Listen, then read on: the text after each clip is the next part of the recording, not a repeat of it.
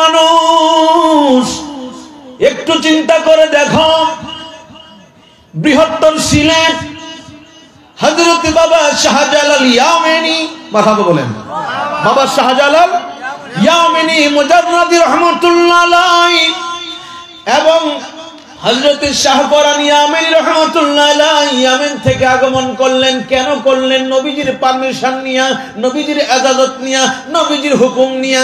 যেইখানে যাও ওইখানে তোমার দ্বীনের দাওয়াত দিতে হবে, এই মাটিগুলো নিয়ে যাও, যেই মাটিগুলো দ্বীনের দাওয়াত দিবা ওখানে যদি মিলে যায় ওখানে হবে তোমার সমাধিস্থান।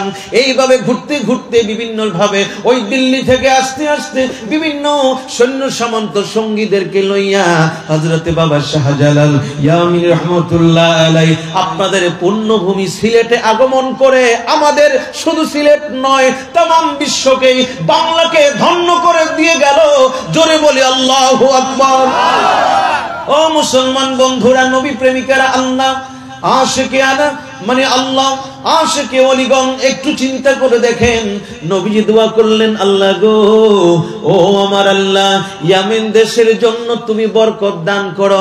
বাবা শাহজালালের বাড়ি কিন্তু ইয়ামেন দেশে, ঠিক কিনা বলেন? ইয়ামেন দেশে বরকত আছে না নাই? নবীজি দোয়া করলে সেই দোয়া কখনো বিফলে যায়? নবীজি হলেন মুস্তাজাবুদ দাওয়া, দোয়া করতে দেরি রয়েছে, দোয়া কবুল হতে দেরি হয় না।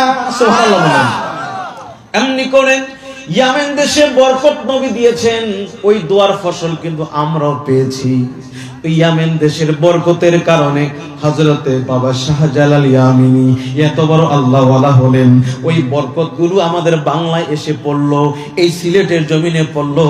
আমরা বেদিন থেকে দিনের মধ্যে এসেছি, আমাদের পৃথিবীতে বাংলার জমিনে, সিলেটের জমিনে মসজিদ হলো, খানকা হলো, বিভিন্ন মাজার শরীফ হলো। মাজারগুলোর মাধ্যমে, খানকার মাধ্যমে পৃথিবীতে তথা বাংলার জমিনে ইসলাম কায়েম হয়েছে। যারা মাজার বিরোধী কথা বলো, চিন্তা করে দেখো, এই মাজারগুলো ইসলাম কায়েম করেছে। এই মাজারে যারা শুয়ে আছেন তারাই বাংলার জমিনে ইসলাম কায়েম করেছে। নবী সরাসরি এসে ইসলাম কায়েম করেন নাই। এই খানকা শরীফের মাধ্যমেই মাদ্রাসা প্রতিষ্ঠা হয়েছে। আগে মাদ্রাসা প্রতিষ্ঠা হয় নাই, আগে খানকা তৈরি হয়েছে। খানকা থেকে তাসাউফ, ইলমে মারিফত, ইলমে শরীয়ত, ইলমে হাকিকত সব শিক্ষা নিয়ে যখন আল্লাহর বন্ধুগুলো ছড়িয়ে ছিটিয়ে পড়েছে, তখন ওই আল্লাহ ওলিদের নামে নামে বাংলার জমিনে মাদ্রাসা প্রতিষ্ঠা হয়েছে। জোরে বলেন ঠিক কিনা?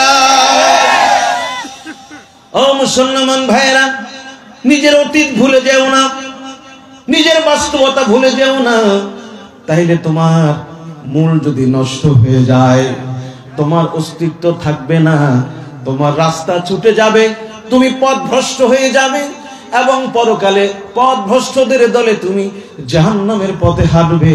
খবরদার, তুমি কি করো, তোমার অতীতকে তুমি চিন্তা করো। কথা বলো ঠিক কিনা? এই বাংলার জমিন আল্লাহ ওলিদের কদমে ধন্য, ঠিক কিনা? এই জন্য তাদের অনুসরণ, তাদের তাজিম ছাড়া, তাদের মর্যাদাকে আলোচনা ছাড়া এখানে ইসলাম চিন্তা করা যায় না। ওলি আল্লাহর বাংলাদেশ, এই শহীদ গাজীর বাংলাদেশ, এই ওলি আল্লাহর বাংলাদেশ, এই শহীদ গাজীর বাংলাদেশ। রহম করো আল্লাহ, রহম করো আল্লাহ। এই শাহজালালের বাংলাদেশ, এই শাহপরানের বাংলাদেশ। রহম করো আল্লাহ, রহম করো আল্লাহ।